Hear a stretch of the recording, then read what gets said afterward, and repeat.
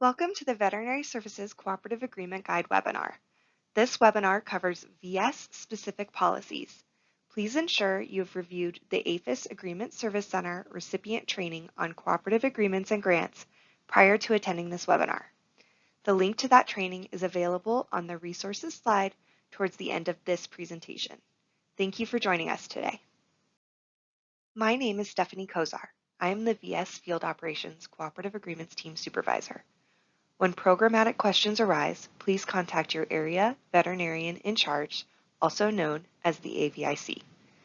When administrative questions arise, please contact the grant specialist or specialists for your district designated in this chart.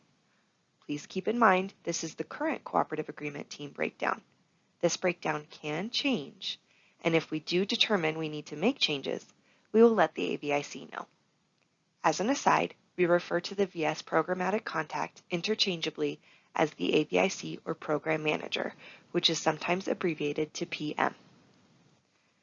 When in doubt, you can always go to your AVIC for questions or use the Agreements Team group email listed at the bottom of this slide and on the final slide of this presentation.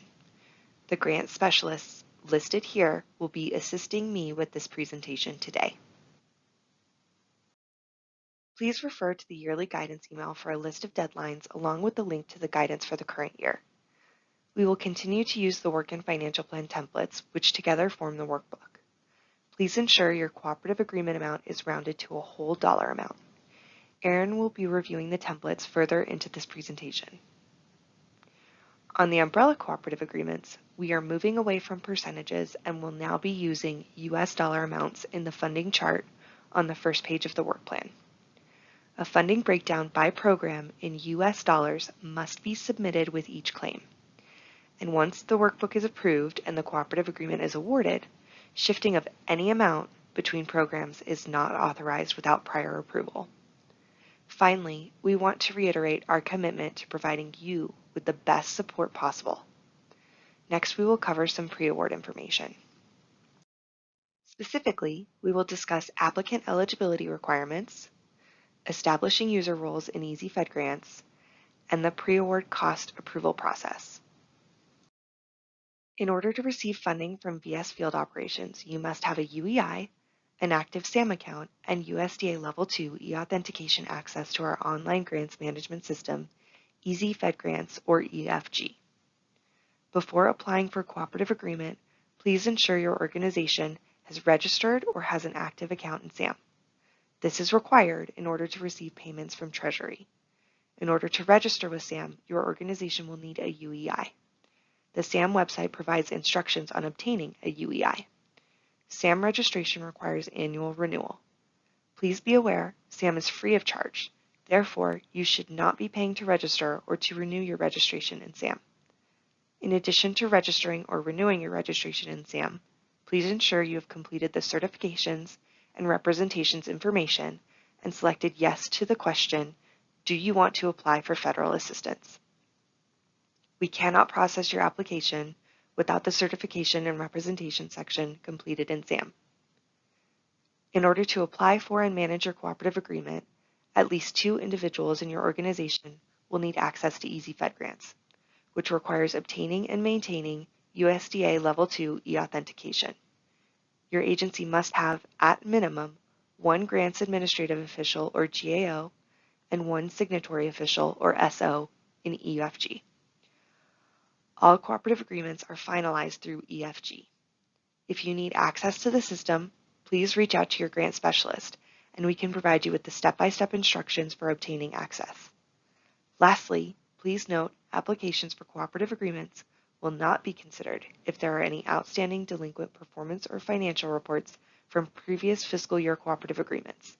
So please ensure your reporting is current in the system before applying for a new cooperative agreement. This chart outlines the recipient primary user roles within EFG and what each role can do. As mentioned, you must have at least 1 GAO and 1 SO role, but it is best practice to have at least 1 backup in each role to ensure documents are not delayed. As you can see in this chart, the SO role is not able to create applications, claims, or prepare reports. Each role has certifying official listed as a secondary user role. The certifying official can review and sign claims and reports. This role only applies to a specific report or claim and is designated by the individual who creates the claim or prepares the report. Any user can be a certifying official regardless of their primary role. Claim creators or report preparers can even designate themselves as the certifying officials of their own claims or reports. Lastly, you may notice repayment requests listed as an option in the role functions on this chart and as a menu option on the EFG homepage. Repayment requests are a type of claim in which a recipient returns funds to the federal agency. These funds may have been overpaid reimbursements, unused advance payments, or prohibited or unjustified expenses. Currently, VS does not utilize this function in EFG. If your organization needs to return funds, then please work with your grant specialist for this process. Pre-award costs are costs incurred prior to the date the cooperative agreement is fully executed. Recipients must submit a letter to the APHIS VS signatory official, SO, through the Area Veterinarian in Charge, AVIC, to obtain approval to incur pre-award costs. A link to the pre-award letter template can be found in Section 1 of the guide. The letter includes length of time, up to 90 days, for which these costs can be requested, a justification explaining programmatic need to begin incurring costs, and an estimate of costs to be incurred during the pre-award period, approximately 25% of the cooperative agreement amount. Reimbursement of pre-award costs is contingent upon a fully executed cooperative agreement. Therefore, claims cannot be processed until your cooperative agreement becomes active in EFG. EFG will issue the award fee sheet once the cooperative agreement is active. Please note, verbal approval to enter into cooperative agreement or incur costs is not valid and cannot be honored. In addition, if the 90-day pre-award period expires and an extension has not been approved, then the cooperative agreement start date will revert to the date of final signature. Any costs incurred prior to the start date of the cooperative agreement cannot be reimbursed. As mentioned earlier, please refer to the yearly guidance email for the pre-award letter submission deadline. Now, I'm going to hand it over to Samantha to address the next topic, cost considerations. Thank you, Stephanie. I will be going over cost considerations, cost definitions, allowable and unallowable costs, publications and audiovisuals or outreach materials, laboratory equipment requests, IT acquisition, and travel policies. These are the basic considerations of costs you must keep in mind when creating your financial plan. Costs must be allowable, allocable, and reasonable. To be considered allowable, costs must be reasonable to accomplish the project in accordance with generally accepted accounting principles, not used to meet cost sharing or matching of any other federally funded program, and are adequately documented. To be considered allocable, costs must be treated consistently by the applicant, incurred specifically for the project, beneficial to the project, and necessary to the overall operation. To be considered reasonable, the amount does not exceed what a prudent person, given the same circumstances, would expect to incur. A quick reference of common cost types can be found in the appendix section of the recipient guide. The different types of costs are direct costs, indirect costs, cost sharing, and cost matching. Direct costs includes costs for personnel, fringe benefits, travel, supplies, equipment, contractual, and other. Next are indirect costs. Indirect costs are costs of an organization which are not readily identifiable with a particular project or program, but nevertheless are necessary to the general operation of the organization and the conduct of its activities. APHIS has a statutory cap of 10% on indirect costs for nonprofit institutions. Nonprofit institutions include both private and public organizations such as colleges, universities, schools, hospitals, and others. Typically, state, local, and tribal governmental entities are not considered nonprofit. The statutory cap applies only to cooperative agreements. If the recipient's indirect cost rate is less than 10%, then their negotiated indirect cost rate applies. A de minimis rate of 10% may be applied if an organization has an expired negotiated indirect cost rate agreement and receives less than $35 million in federal funding. If claiming the de minimis rate, please contact your grant specialist. Lastly, if a recipient has a current signed indirect cost rate agreement, it must be submitted with the application when applying for a cooperative agreement.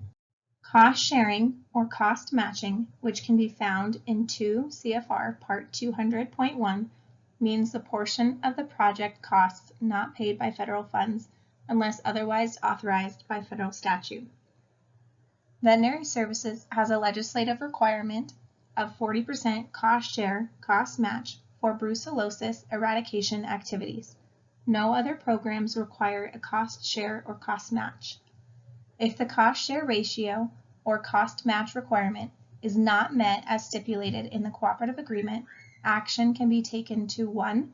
Reduce the next cooperative agreement, 2. Reduce APHIS's share proportionately, or 3. Allow the reduced cost share when it is in the best interest of the federal government. Once the cooperative agreement has expired, adjustments to a cost ratio cannot be approved. This slide helps determine allowable and unallowable costs. To find an explanation of allowable costs, you can use the following for your resources: 2 CFR Part 200, Appropriations, or the current fiscal year recipient guide.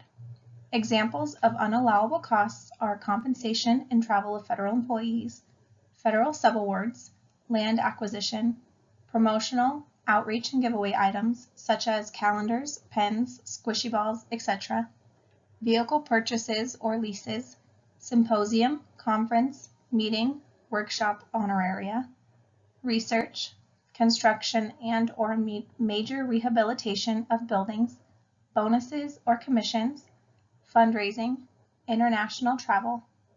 Also, please use the program-specific guidance in the recipient guide to determine if there are any additional restrictions to costs. When using agreement funds for publications and audiovisuals, please use existing materials.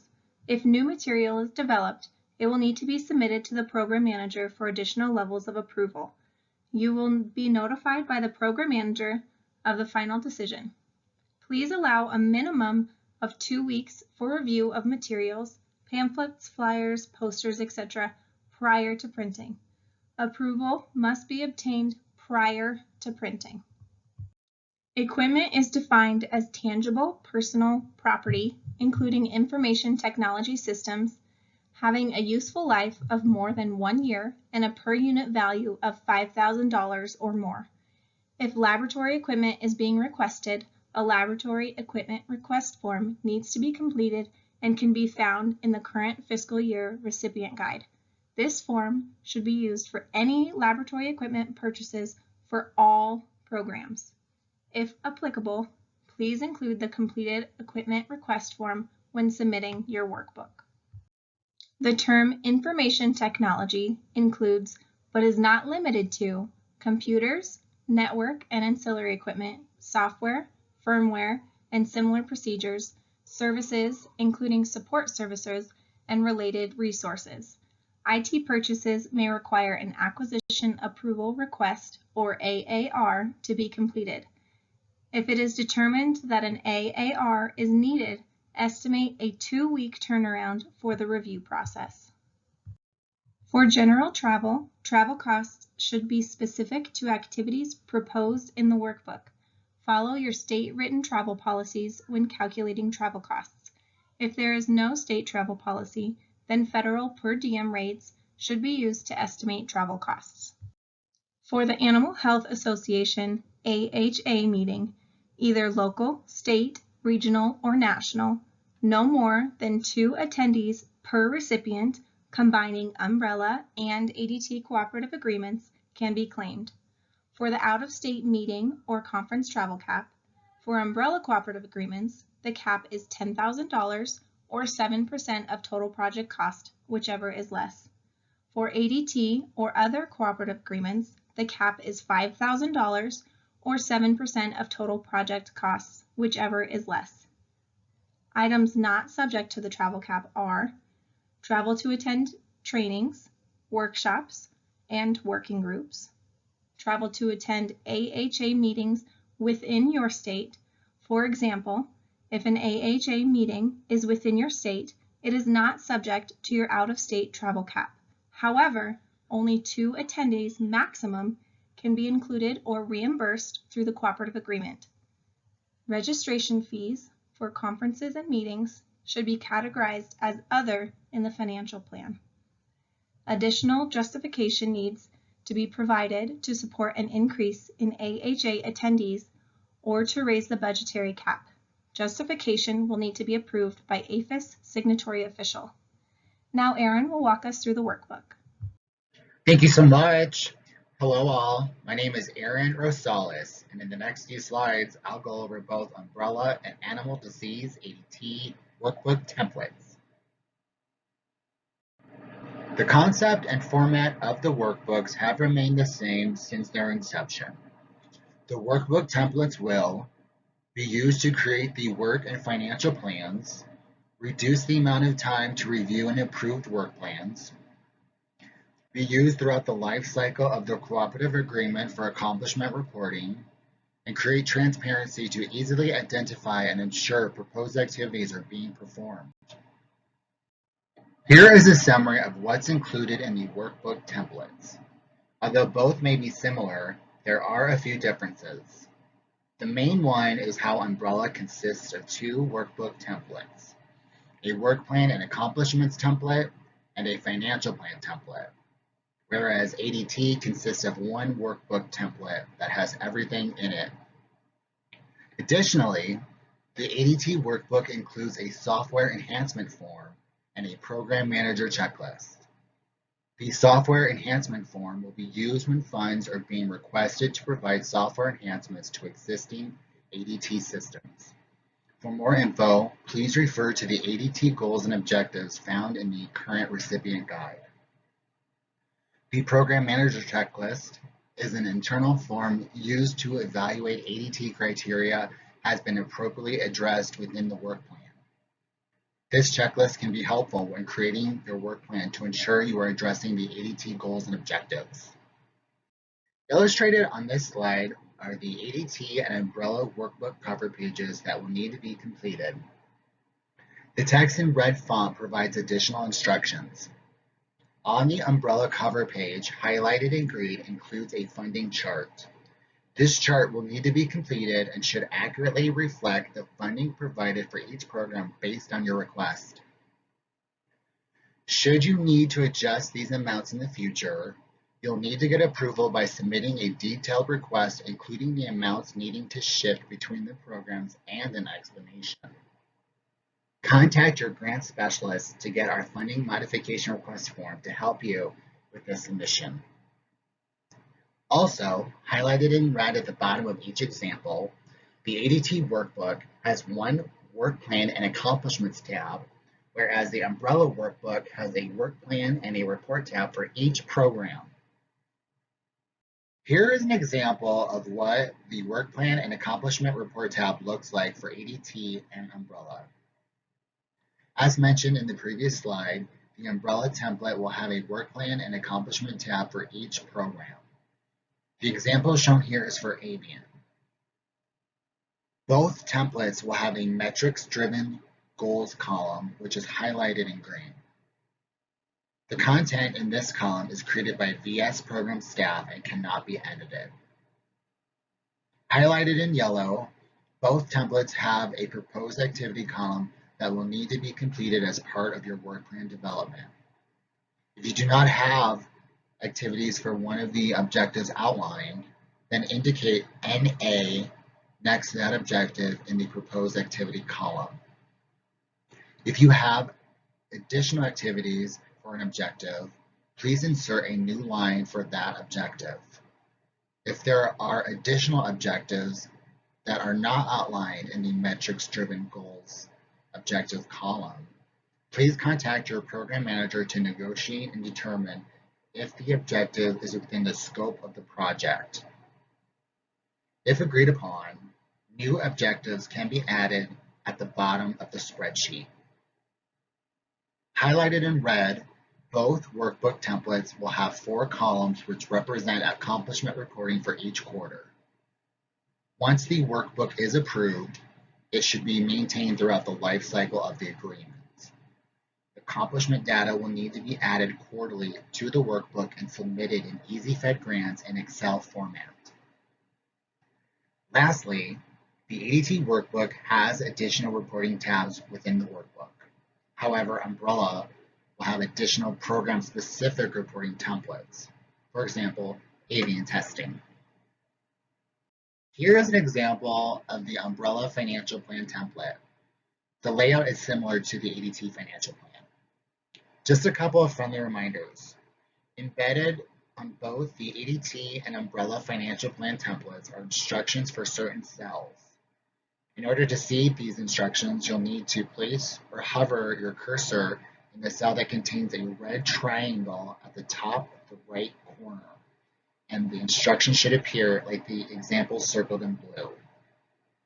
Please note, if you have recipient share, please illustrate these costs in the corresponding column within the financial plan. As a reminder, additional lines can be added to the ADT financial plan. However, if additional lines need to be added to the Umbrella financial plan, please contact your grant specialist. When developing your financial plan, here are some things to keep in mind.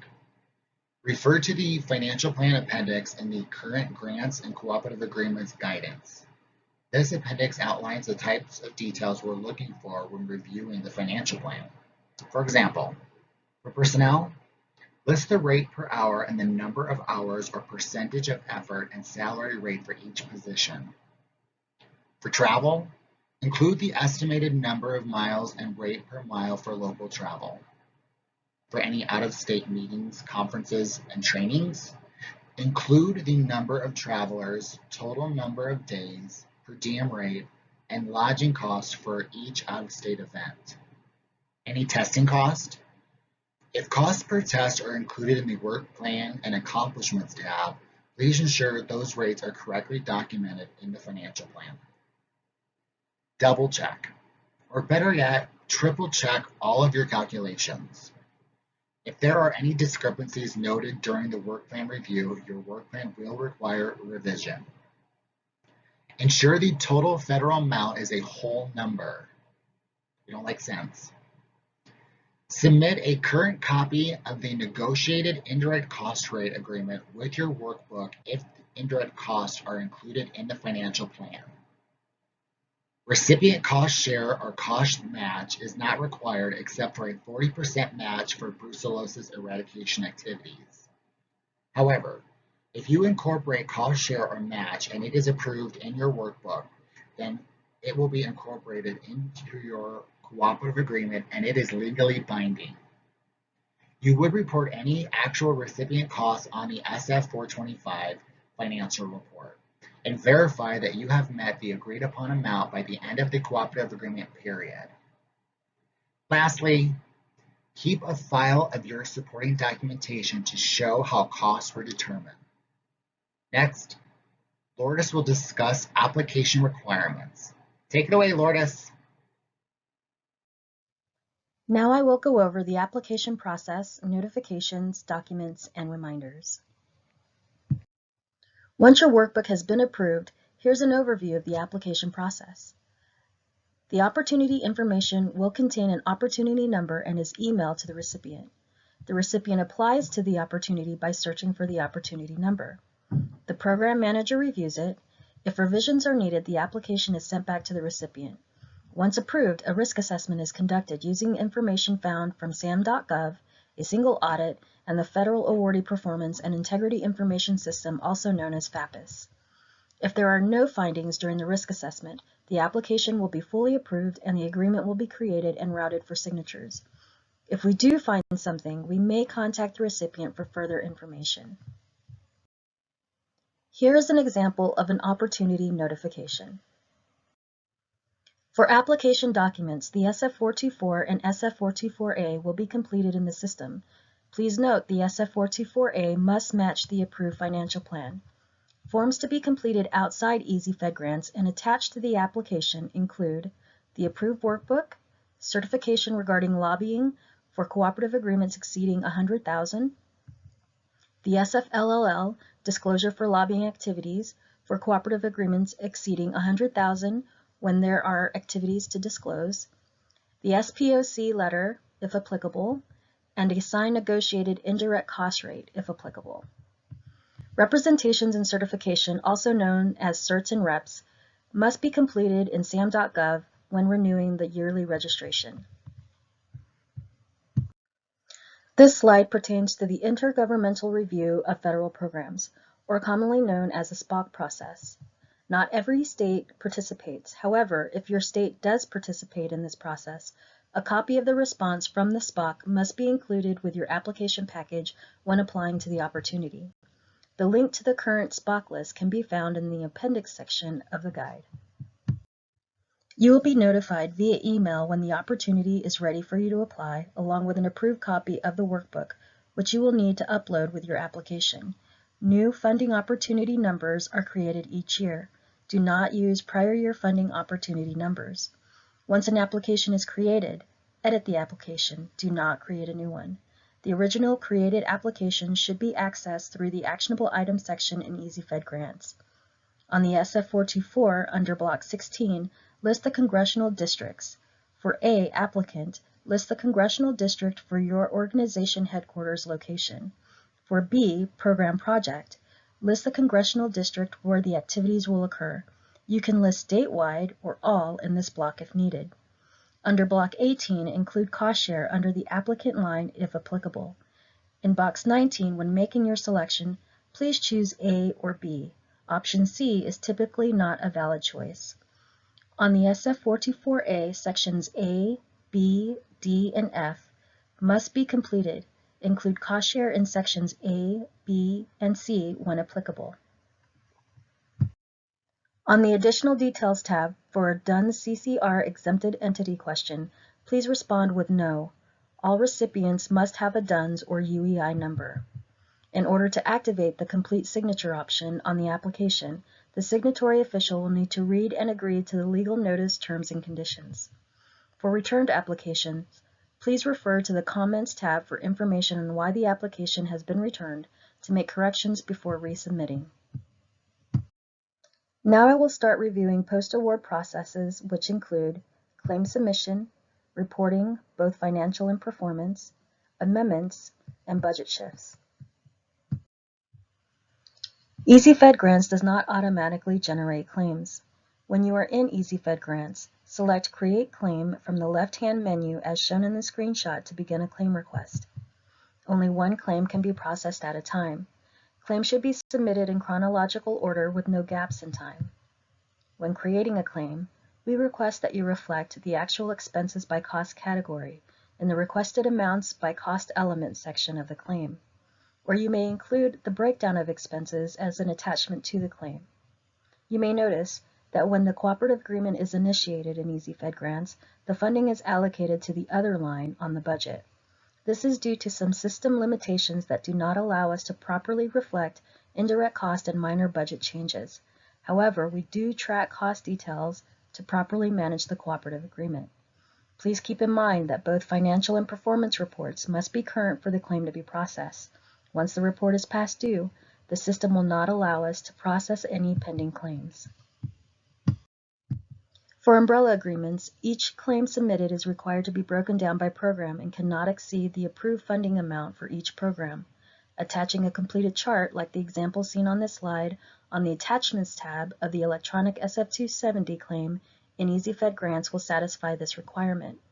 If you do not wish to use this chart, you will need to submit a hard copy SF-270 by program, using the vertical columns on the form with your overall electronic SF-270 claim in Easy Fed Grants as attachments.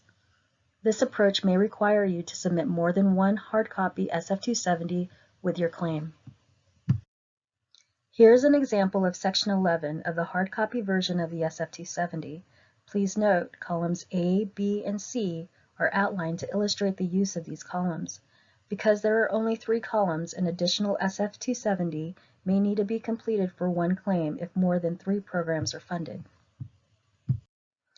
Failure to submit a breakdown with your claim may result in delay of payment and does not comply with the cooperative agreement terms and conditions.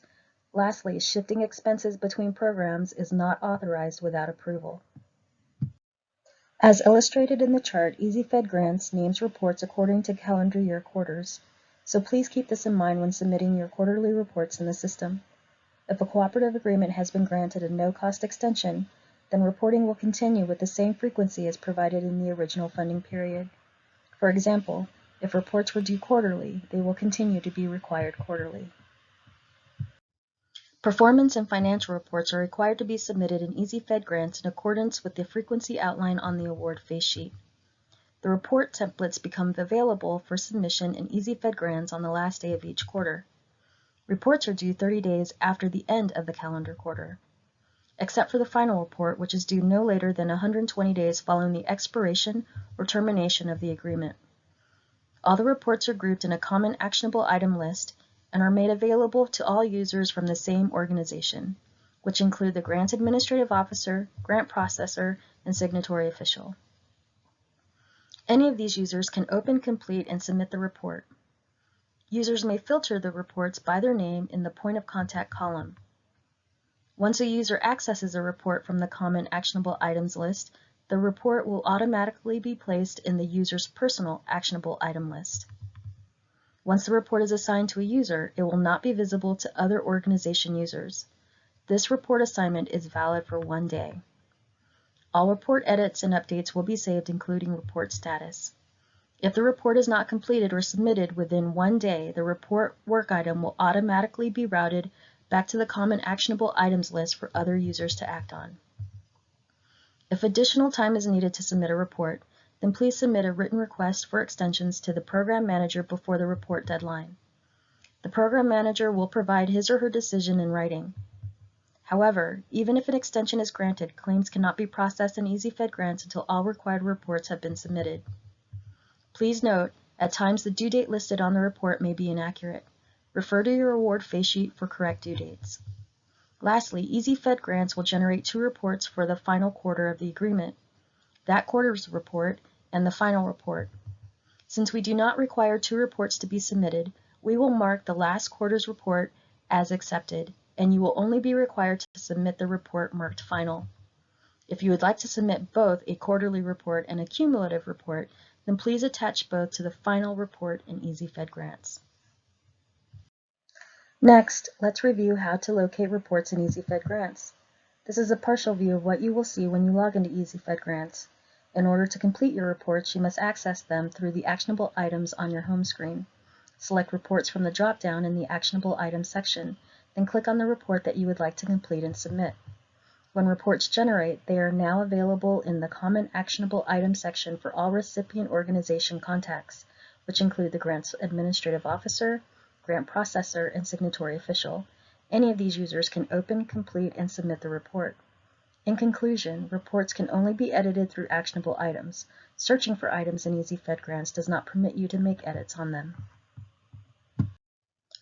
On the financial report, you will notice some fields will be auto-populated by the system, whereas others will need to be completed within the form. Ensure that the amounts shown in the form reflect the cumulative amounts, including the information for indirect costs. If there are indirect costs, Block 11 must be completed. If a new rate has been negotiated, attach a copy of the newly signed indirect cost rate agreement to the report in order to support the change in rate.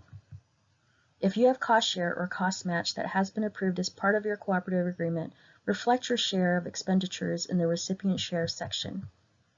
On the final financial report, an amount should not be listed for federal share of unliquidated obligations.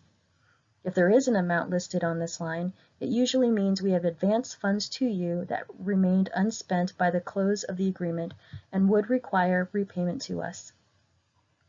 If you have funds that have been paid to you but remain unspent, then work with your grant specialist to return the funds to us. If there is an unobligated balance of federal share on the final federal financial report, this amount will be deobligated in the closeout process. As mentioned earlier, the workbook includes space for quarterly accomplishment reporting. Therefore, please use the workbook to update your accomplishments each quarter to correspond to the proposed activities. When completing the performance report in EasyFed grants, we request that you upload the workbook accomplishments and any additional required reports to the Attachments tab of the performance report instead of using Block 10 Performance Narrative. When attaching the report, please indicate See Attached in Block 10 of the generated form. Double-check that the correct attachment is included. Once a report has been submitted, it can be returned by the program manager. However, if it is accepted by the program manager, it cannot be edited, and any corrected reports would need to be submitted via email. In conclusion, some of the programs require additional reporting. These reports can be found in an appendix section of the guide. Recipients are required to maintain an inventory and conduct a physical inventory every 2 years for property and equipment purchased with cooperative agreement funds. This includes items purchased under prior year cooperative agreements. Currently, there is no OMB approved inventory report for use. Please use the inventory log spreadsheet provided in the guide until official inventory report is posted to the OMB website. Please note if you will be getting rid of property or equipment purchased in part or in whole with federal funds from the current cooperative agreement or prior year cooperative agreements, then please contact your program manager for disposition instructions first. Next, Tanya will be discussing the amendment and closeout processes. Thank you, Lourdes. In the next few slides, I will be going over changes that require prior approval. These deviations and/or amendments must be requested in writing prior to the change occurring and before the expiration of the cooperative agreement. A minimum of 30 days notice is recommended for us to have sufficient time for processing. Types of amendments include changes in project scope or objectives, even if there is not an associated budget change. Note, these changes cannot be approved after September 30th due to federal appropriation limitations. No cost extension request. Per the terms and conditions, you have the option of a one-time extension of the period of performance for up to 12 months. The request must be submitted at least 10 days prior to the expiration of the cooperative agreement and cannot be approved to solely spend unobligated funds. For extensions of time, written justification including why approved goals and objectives were not met during the agreement period and/or delays in accomplishments must be provided along with the new end date requested. Approved no-cost extension requests will also require submission of a revised SF424 in order to route the amendment in EasyFed grants. Please note, extensions may affect the start of the next cycle's cooperative agreement depending on the justification provided. Increases or decreases to the cooperative agreement amount and/or cost share. Changes or disengagement of key personnel for more than 3 months or 25% of the performance period. Inclusions of costs that require prior written approval in accordance with 2 CFR 200.407. Transfer of funds budgeted for participant support costs. Subawarding, transferring, or contracting out any work not already approved in the initial cooperative agreement. This does not include acquisition of supplies, materials, equipment, or general support services. And last but not least, budget shifts. Since budget shift requests are the most common requests we see, I'm going to cover these in more detail. First and foremost, budget shifts cannot be approved for shifts between program allocations as outlined in your approved work plan funding chart without approval. Budget shift requests should be submitted in writing to the program manager and address the following 5 questions. 1. What is the amount of the shift? 2. Justification to explain why the shift is occurring. 3. What direct cost category is the funding being shifted from and to, for example, from personnel to travel? 4. Will the original objectives still be met? And 5. Will this shift impact the scope? As mentioned previously, any scope changes must be made prior to September 30th. Furthermore, if the cooperative agreement is over the simplified acquisition threshold of $250,000 and there is a cumulative shift of more than 10% amongst direct cost categories, then you will need to submit a revised financial plan and SF424A along with the written request for the budget shift. Requests meeting these thresholds require both PM and APHIS signatory official prior approval before implementation. Even if shifts do not meet these conditions, we request that any shifts in your budget are communicated with the program manager so that we can determine if scope is being impacted, whether changes are allowable and reasonable, and to track cumulative changes in the approved budget. Please keep in mind, all requested shifts must be received by VS no later than 30 days prior to the expiration of the cooperative agreement. VS will inform the recipient in writing of our decision. Written approval is needed prior to implementing any changes. Lastly, VS may not approve budget changes to allow purchase of general purpose equipment in the last quarter of the performance period if it appears the modification is being made solely to use unobligated funds. Examples of general purpose equipment are office equipment, GPS, cameras, and computers. If the changes being requested require a formal amendment to the agreement, this illustrates the workflow of the routed amendment in EasyFed grants. Please note, not all amendments require all these steps to become active, and some steps may occur outside EasyFed grants to initiate the amendment. For example, no-cost extension requests. Now, let's go over closeout eligibility requirements, notifications, and records management. A closeout is required in every agreement once the end date has been reached or if the agreement has been terminated. Once the agreement has ended, the following documents are required to be submitted within 120 days. A final performance report, final federal financial report or SF-425, final claim request or SF-270, and if applicable, return of any unused funds. Failure to provide these items on time may result in a delay in your payments and/or funding of future projects. A closeout cannot be created for agreements when an amendment to the agreement is in progress, there are any missing reports, a claim is being processed, there's a third-party active audit or pending litigation, or the agreement has not reached its end date. When these conditions have been met, the agreement will be formally closed out in EasyFed grants. This includes the obligation of any remaining unobligated funds as reported on the final SF-425 Federal Financial Report. The system will send out automatic reminders to the recipient at least 30 days prior to the expiration date of the cooperative agreement. Illustrated on this slide is an example of the email notifications sent from EasyFed grants when an agreement is ending. Records retention is required for purposes of federal examination and audit. This is in accordance with the requirements set forth in 2 CFR 200.334, which outlines once the agreement is closed, all records pertaining to the agreement should be retained for at least 3 years from the date of submission of the final report. Unless the agreement is under an audit or compliance review, then records must be retained for 3 years after all issues are resolved. APHIS may request that the recipient transfer records to its custody when there's a long-term retention value. If the records are transferred to or maintained by APHIS, the 3-year retention requirement no longer applies to the recipient. We have several useful resources available to you pertaining to cooperative agreements. Here are a list of resources that complement our presentation. The VS Field Operations Grants and Agreements Recipient Guide. The link to this can be found in the current fiscal year guidance email that was sent out. Web address to the Electronic Code of Federal Regulations. Web address to the APHIS Terms and Conditions, which will also be available via link on the award phase sheet that is issued once the agreement is executed. The APHIS Agreement Services Center Recipient Training PowerPoint. Additionally, this is a link to the EasyFed Grants landing page that contains upcoming training opportunities for navigating the system. If you're unfamiliar with EasyFed Grants or need to brush up on using the system, we highly recommend using this resource. If you have any questions or comments regarding this training, please direct them to the email address you see on your screen. Thank you for joining us today, and we look forward to working with you.